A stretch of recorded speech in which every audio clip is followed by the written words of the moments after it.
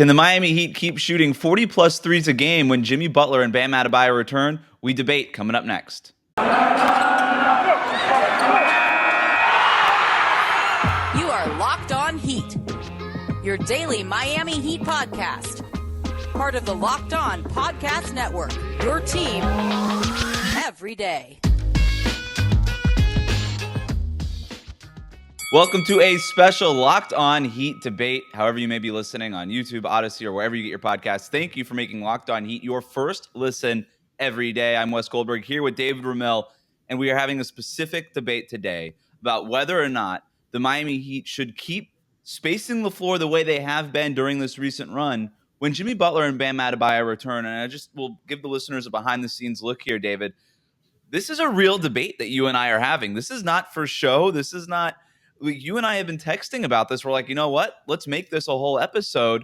I think the Heat should absolutely lean all the way into this three-point shooting stuff that they've been doing. Eric Spoelstra has said they're not jacking up shots, and they aren't, but they are shooting more than 40, almost 50 threes a game in order to sort of compensate for Jimmy and Bam not being available. But I think they've stumbled onto something here. I think they should keep leaning into this. I think they can keep leaning into this when Jimmy and Bam are healthy. What do you think? I think it's a fantastic style of play. I think it's aesthetically pleasing. It's been successful, and it certainly makes up for your inefficiencies. It's just another way of proving that Eric Spoelstra, when given the opportunity to come up with a solution to a problem, he'll always find it because that's just as good as coach as he is. However, it's not whether or not they can do it. I'm sorry, it's not whether they should do it. It's whether they can do it. I feel like this is the reverse Jeff Goldblum from Jurassic Park here. When 40% of your starting lineup can't shoot the three, then what's the point of saying that this is a style that Miami can continue to adopt? That's my point. Well, I think that Bam, this is a lot to do with Bam. And I know that he's been reluctant, and Eric Spoelstra has said, why are people so obsessed with Bam shooting threes? This is why. This is why. And I think he can. And look, he doesn't need to go out and start throwing up 4, 5, 6 threes a game, right? He doesn't need to be Karl Anthony Towns necessarily out there. But Dwayne Dedmon took 1 3-pointer last night in that blowout win against the Pacers. He'll take 1 or 2 per game. I think that's fine for Bam. He's got the touch. He can take that shot. He's been reluctant to do it. I don't know if it's a comfortability thing. I don't know if it's just a function of his role in the offense where he's more of a playmaking hub, sort of in that high post area, right? But they need to get it out there where you could do all that same stuff just beyond the 3-point line. And that's sort of my point. Just do it out there. Space the floor a little bit more. Jimmy Butler, he's not shooting a bunch of threes for you. I understand that.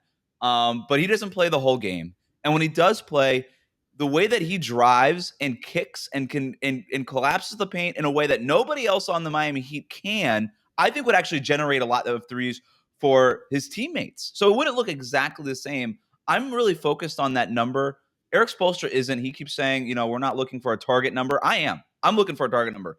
I want 43s a game. Right now, the Heat are about 42, 44 3-pointers per game this last, couple of weeks. It doesn't have to be all that much. I think 40 is that sweet spot. If you take that down a notch, because you're allowing about 6.5 mid-range attempts between Bam and Jimmy, which is what they've averaged this season, I'm okay with that.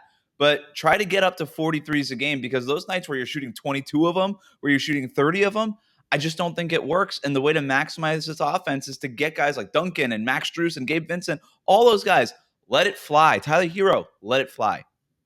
Look, you look at the way Dedmon gets a majority of those 3-pointers. He makes a big play, grabs a rebound, outlets to a streaking Kyle Lowry. Lowry drives the lane, kicks it out to a trailing Dedmon. And sure, he's wide open because he's Dwayne Dedmon, because nobody's really making him the focus of their defensive pressure there.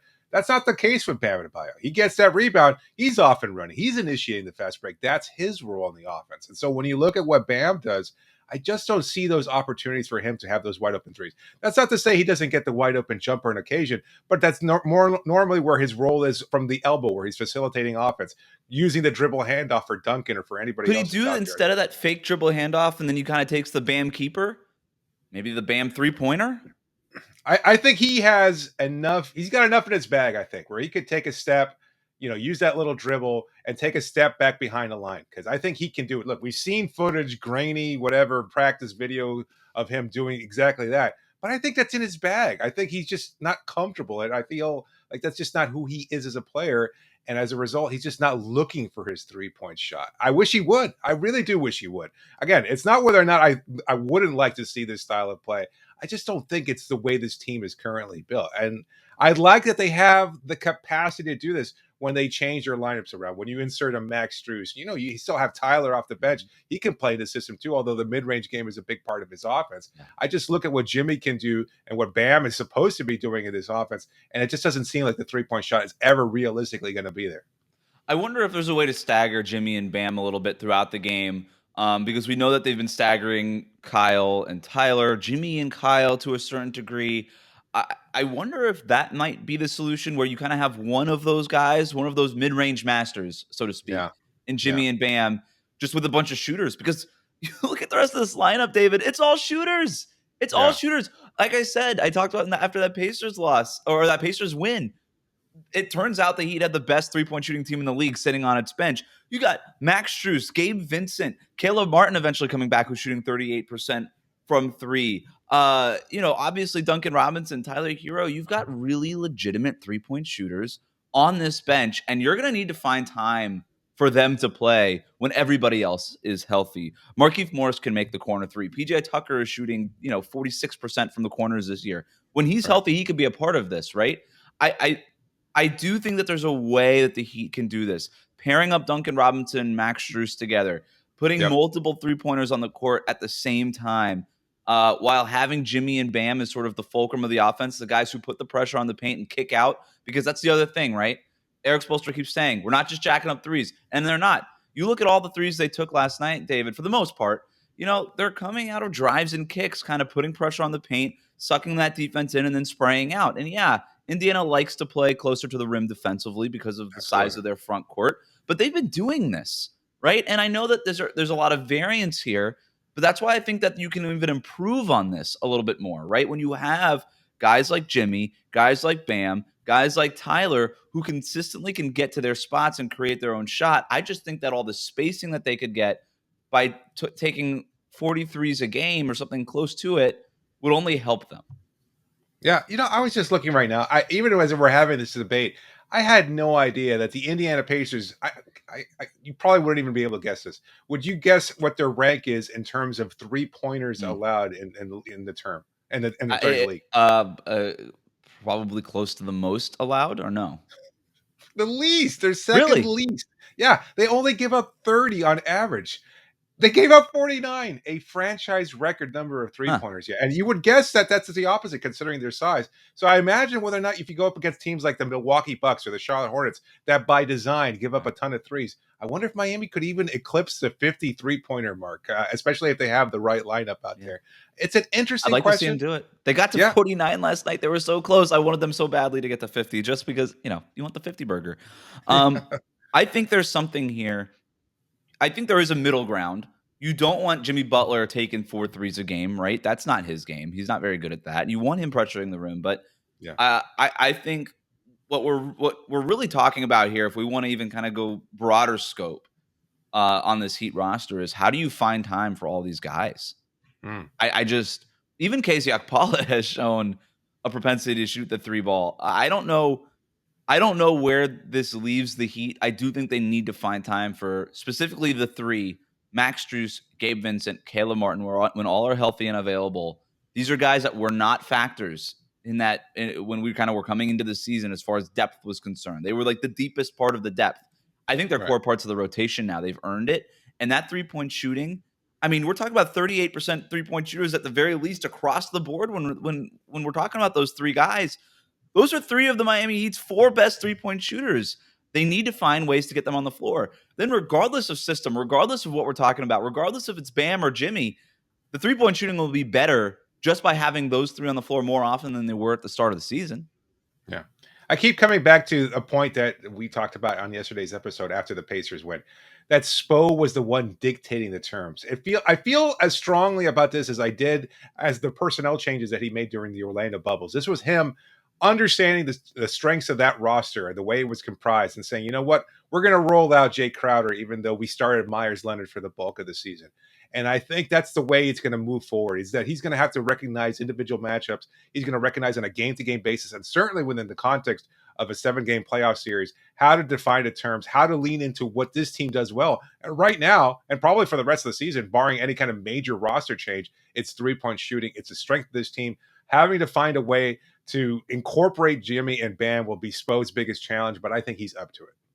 Yeah, and I think you're absolutely right. And you look across, the last few years here of 3-point shooting teams, the teams that ranked in the top 10 just in 3-point shooting attempts tended to go really far in the playoffs, and it's kind of been a prerequisite to win the championship, with the exception of the Lakers in that bubble, which was, you could argue the Lakers in the bubble were more of a fluke than the Heat, considering what they were doing from 3-point range. But yeah, no, Well, I've got one more point here. Sure. You just mentioned right now you don't want Jimmy shooting a lot of threes. Well, why not? I mean, I was just thinking right now about those teams that shot a lot of threes. James Harden is the one who's leading the offense. He could be Jimmy in that sense. He can mix and match. If he can get to the line, he can get to the rim at will. That's just the nature of his game. He can shoot the mid-range, but why not spread the floor on occasion? Why not just pepper 4 3-pointers a game? I don't think it's wasted opportunities. If he hits 1 or 2 per game, that's a great average for him. I think that would be fantastic. And it just keeps the defenses guessing. It allows guys like like Duncan, like Bam, like PJ Tucker, who has been really adept at cutting to the rim and finding those teams of the defense. And Jimmy's such a great playmaker that he'll be able to create offense that way. As long as you have to respect the 3-point shot, that's the point right now. Defenses know that Jimmy's not going to shoot it. If he starts shooting it, if he changes the scouting report on him a little bit, maybe you start to see all these new wrinkles, and then you put the defense on an edge there where they can't recover, and all of a sudden that creates new opportunities for this offense. I don't disagree with you. I think 4 is a little much, maybe 2 a game even, and I think that would accomplish exactly what you're talking about, to your point. And then you defenses have to respect him. They can't play off of him, cutting off those driving lanes like you were talking about.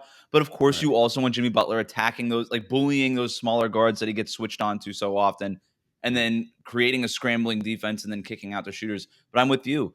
That's really what we're talking about here. When you've got that 3 ball, as respectable as it is with the shooters that the Heat have, you kind of have to lean into it. And I do believe that there is a silver lining to Jimmy Butler's tailbone injury, to Bam Adebayo's 4 to 6 week procedure here, that they discovered some legitimate bona fide 3-point shooters that they could build some really interesting rotations with going forward.